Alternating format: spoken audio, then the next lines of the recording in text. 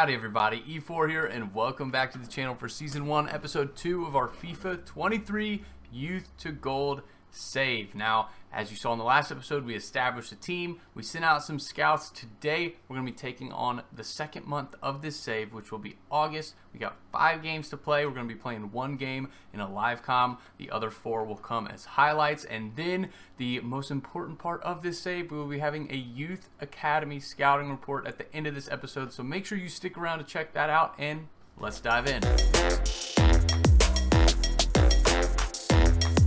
So as mentioned, August is the month in question. We started off with a game against Sheffield United, who sits 7th in the EFL Championship, just 1 league under the Premier League. They're not having a terrible season, and they are way farther ahead in terms of just footballing skill and stature than we are as our new side. We're going to be taking them on the 9th in the Carabao Cup. We're going to be following that up with a game against Barrow, then Salford City, then AFC Wimbledon, and capping it off at the end of the month with Swindon. As I said, we're doing 1 live comm, and the live comm today is going to be the game against Sheffield United, so you guys can see my misery just keep on piling up as we probably are going to get thrashed again today. But maybe we'll be able to have a miracle and get a result against Sheffield United. So let's go check out the team we're taking into the game. Here is a look at the team we are taking in. Ibrahim in goal, a back 4 of Lawrence, Hyde, Guest, and Dyer. Midfield trio of Wilkes, Conway, and Rice, and an attacking 3 of Bowman, Benson, and Hobbs. We brought Benson on. He is 26. He is 6'0", and he's our best striker. One of our best players, actually. We have 3 players rated at 63, and he's one of those 3, and so I figured we might as well use him. We tried Potts in the last episode, as you guys saw, and Blair, and neither of them really were doing it for me, so we're going to go with Benson, give him a shot, especially up against a team like Sheffield United, who are 2 leagues above us in the championship. We're going to need the best squad possible, and as you can see here, our squad is pretty darn terrible. We have some tired legs, but this is the best team. We're going in with them, so let's hop into this game. And here we go. Our main man up top, number 9 right here, Benson, I think is his name, newly on the pitch. We have not used him yet. I am excited today to get to our first scouting report. As I mentioned, the cutoff is probably going to be $500,000 in terms of people we sign. It might be a little more flexible than that just based on how bad our team is. We'll have to wait and see. But starting out, I think the cutoff to sign a player is going to be $500,000. And here they are, already into our box. And Ibrahim actually makes a save. We saw in the last episode that I think he's not sure that he's allowed to use his hands as a goalkeeper. Benson is taken out there, but gets back up, going over the top here, and he makes an ugly run, and it's cut out. But we have scouts in France, Brazil, and our 5-star scout in the United States. So I'm very excited to see if we can get any sort of prospects back from those reports. And I think that was offsides. It was offsides. Goes to be one of our free kicks. But as I said, stick around to the end of the episode, because the most exciting part of this save is the youth scouting and the youth academy. And wow, his heel is literally offside. That's the only thing that's crazy. But stick around to the end of this episode when we get those scouting reports. I'll bring you guys back when we have a highlight. All right, here we go. We have Hobbs making a run down the wing, and we have someone kind of open back post. Can we get it all the way there? We are unable to. But here's Benson. Can't get there either. We do get that. All right, can we whip something in? Let's see. Benson is not going to get there. Dyer's there, though, to grab it. And it's a terrible pass, thwarted immediately, and they're looking to hit us on a counter, but that's honestly one of the best attacking opportunities we've had in this series thus far. We're still early on, and I imagine we'll get more attacking opportunities, but that was the best one. All right, they're in our box. Guest trying to play some defense. Is not in a good spot, but Ibrahim makes another save, and it's out for a Sheffield United corner. Here they are, lined up, looking to get a ball whipped in, and they do get it whipped in, and it is headed off the line by our man. I'm not even sure who that was. Still learning these guys' names, but fortunately for us, we're not made to pay there. Now, here they are trying to cut inside, and they do get the inside, and Ibrahim makes another save. Who is this man, and what have you done with Ibrahim? Corner here, and it looks like they're going short. They don't go short. They get up. Ibrahim, just catch the ball, man. It's out for another Sheffield United corner. All right, looks like they're running someone short, and they do end up going to that player. All right, come on, boys. This is, as I said, he has to be offsides, right? He is not offsides, and that's a goal for Sheffield United. I don't know who was playing him onside, but that was just so easy. They pass it right in the middle, and I think that's Egan, and he slots it home to put us behind 1-0. Here comes Sheffield United again into our half. McAtee on the ball. That was John Egan who scored that last goal for Sheffield United, and we got to figure out how to make something happen. We are, as we know, not a good team. Terrible pass there from Benson. Trying to chase back with him. Unable to get there. But we have to start getting these Youth Academy scouting reports in.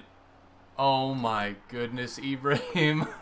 I told you that we were going to, you guys were going to get to see my misery be piled on. And, I mean, that was just so poor. It wasn't the strongest header ever, but I definitely think Ibrahim could have got there. Let's check it out again in the replay. Here it is. The cross comes in, and McBurn gets up to it, heads it down, and it is a good spot, I guess. But, oh, man, this is going to be a long season. We have to figure out and get some scouting reports to try and get some players on this team fast. All right, trying to move down the wing, and our man Bowman maintains possession. All right, we get in here, and can we just rip that? That was a terrible shot from Benson. I don't even know what foot he is. That's another thing that I'm trying to have to learn. But that was just ugly, and it goes out for a goal kick. Here we are, Benson on the ball, going to Rice, going to try and get down the wing to Bowman, and he does get there. Can we cut that inside? We can, and it's, behind Benson. He was in a great position, but we were unable to connect the pass as they're hitting us on an immediate counter. And, oh, man, we're out of position. They have numbers. And is this going to be 3 for Sheffield United? I sure hope not. He's in a good spot, and it is 3. And, oh, man. You've heard me say it multiple times already, but this is painful. This is so painful. And we are just getting completely dominated in the early parts of this series. Fear not, boys. This will not be this way the entire series, I can assure you that. But as of right now, we have shipped away 7 goals in 2 games, and we're not even done with the second one. We're only at halftime. Let's get in this second half, and let's, like I said, just try and score a goal. That would be a huge win. Let's see if we can find a goal. And what I'm working on right now is literally just possessing the ball, making good passes, getting into good positions, holding the ball. If they don't have the ball, they can't score, and we've shown that we cannot keep them from scoring. So if we can just hold it, and we're doing a good job, decent job, but they are starting to pressure us, and Conway is dispossessed. And, we did better there, but I think that slow build-up, trying to possess the ball, keep them off the ball, is going to be our best route as we try and figure out how to make this team work. I can see in the top left corner, Jamal Musiala has gone to Manchester United, which is pretty crazy. He's a great player at Bayern. Okay, Bowman, I need you to run, buddy. You have... Okay, wow, that was something. That's for sure. Terrible pass there from Hobbs. And, again, on the back foot, they're pushing us back. McBurney there. They get a ball out down our right side on the wing. They're in, and they're in again. Great interception and great save from Ibrahim. He actually made another save. He's actually not doing too bad considering he's given up 3 goals. Not having a terrible game. Definitely not a good game, I would say. Get that across, and we can't before they get the foot in. Got Guest trying to mark McBurney, and oh man, he's rinsed. Actually rinsed. And that was so poor from me. We'll watch the replay so I can highlight how bad of a play that was from me controlling Guest. So I was trying to mark him. Right there you can see him, and he just gets the inside, and we have our right back playing him onside. The rest is history. He's played in, and they're up 4-0. We are making 3 changes. Prince comes on at left back for Lawrence. Anderson comes on for Wilkes, which is one of our best players, but Wilkes is tired, so I want to get some fresh legs on the pitch in Anderson. And Arnold comes on for Bowman on that left side. I just don't love how Bowman plays, and we'll probably starting Arnold. He's 2 years younger than him, and I just think I like how Arnold plays better. We'll see, and I'll probably make some more changes, but for now, that's all we're going with. So let's, again, try and find a goal. Please, somebody, score a goal. Sheffield United here, moving into our half, and they're looking dangerous. Okay, good foot in there by Guest, and he gets the foot in, but can't maintain possession. and it pops off his foot into the path of McBurney, and McBurney smashes it home. We are down 5-0. I knew this was going to be challenging in terms of the game today, but right here, he gets a foot on it, and it's another goal. Priority number one, get a goalkeeper, because Ibrahim is just not it. I mean, yeah, it's a good shot, but it just feels like Ibrahim is so late reacting. We're down 5-0. All right, here's Hobbs. He makes a little step around that defender. I got no one rushing into the box. I would love someone. Get there! Get there! Oh, no, we hit the post! No, and Vincent almost gets our first goal for the club, but he can't make it happen, and it comes off the post. What a big bummer. That was one of the best link-ups of play that we've had in our short history over 2 games. Oh, man, that hurts. We were right there and unable to do... And McBurney's in again. And it is 6-0. Oh, help me, Lord, please help me. This is going to be such a long season. We bring on our last 2 changes of the game. Lancaster comes on for Hyde at center back, and Barker is coming on for Conway at center defensive mid. We're already down 6-0. It really doesn't matter, so we're just trying to rest some of our legs and see out the rest of this match. Now, as you saw, we did almost get a goal. You know, that's improvement. We hit the post, which is better than what we did last game. So, I mean, I got to take it with a grain of salt, right? I got to take the wins where we can get them, and it is a free kick for us, I think. Yes, it is a free kick for us. Oh, interesting. This is really cool. 41.8 meters to goal. Expected goal shot from here is 0.0. We are passing it right over here to Lancaster, who is not who I want on that ball. And, oh, what a terrible pass. We got Anderson chasing back. He is a quick center mid that we have. He's got 71 pace, and on this team, that's fast. That's one of the top 5 fastest guys we have, which is pretty sad. But that's what happens when you start out with a half-star team. They're going to be pretty darn bad. And we got, okay, good job. Here we go. And we're going down the wing to Hobbs. Can we get a cross in? And there it is. Come on! And it's just a weak header from Benson. But on the bright side, Benson is actually getting into good positions for attacks, which I don't remember his names even. Not Hobbs. Maybe it is Hobbs. Potts, the 17-year-old striker that we started in the last episode in our first game, he was not getting into those positions. Benson at least is getting into the positions. He has not made them count yet, but he's getting there, and that is improvement. So we're going to keep rocking with him. I like him. Okay, back post. Come on. Get there, buddy. Oh, and it's cut out by the defender. And it seems our best route of attack right now, while we have terrible players who are not very good technically, is to just rush down the wings and cross the ball into the middle of the park. So we're going to keep doing that because it's given us our best opportunity. We get bounced from the Carabao Cup 6-0 against Sheffield United. That is embarrassing.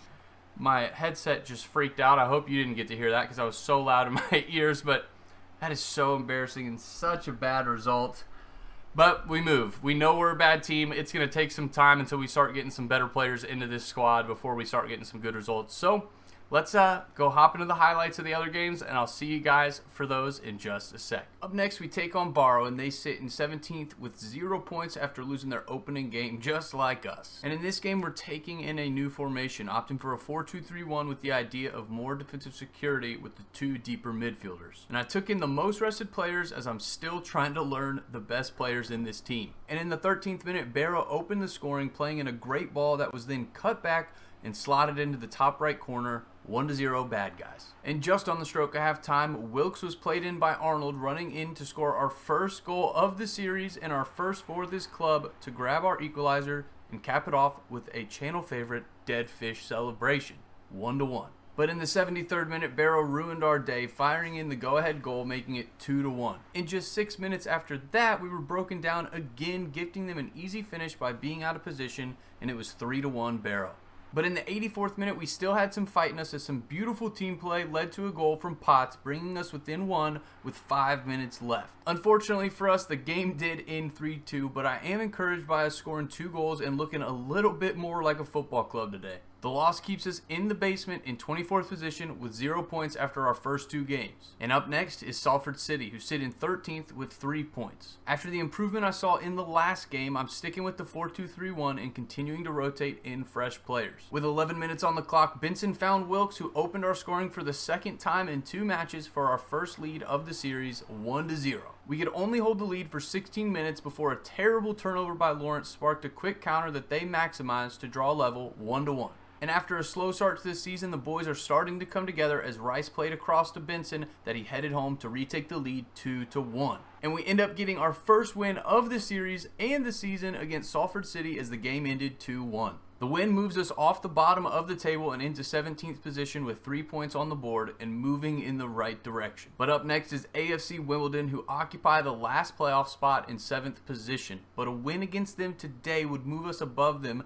as they only have 5 points on the table. And once again, we use the 4-2-3-1 with our most fit players starting for us. And for the 3rd game in a row, Wilkes opens the scoring for us on a thunderbolt of a strike to give us the lead 1-0. Then shortly after halftime in the 54th minute, we were in again as Benson played in Hobbs, and making no mistake, he doubled our lead 2-0. But in the 73rd minute, AFC Wimbledon got one back as a poor attempted clearance and an unfortunate deflection fell to their striker for an easy goal, and it was 2-1. But despite their late push for an equalizer, we were able to hold on for the 2-1 win over AFC Wimbledon, and this team is started to click. The win does see us move above AFC Wimbledon in the table, but we only climb 4 positions to 13th due to other results. Up next, we take on Swindon Town, who sit in 20th with 3 points after their first 4 games, and a win today would catapult us into the top third of the table. We maintain the 4-2-3-1 as it directly correlates to our resurgence as a team, and take in who I'm starting to feel is our best 11. And after getting 3 full extra minutes of extra time before the half, we were punished for being unable to clear the ball as Swindon Town took the lead 1-0.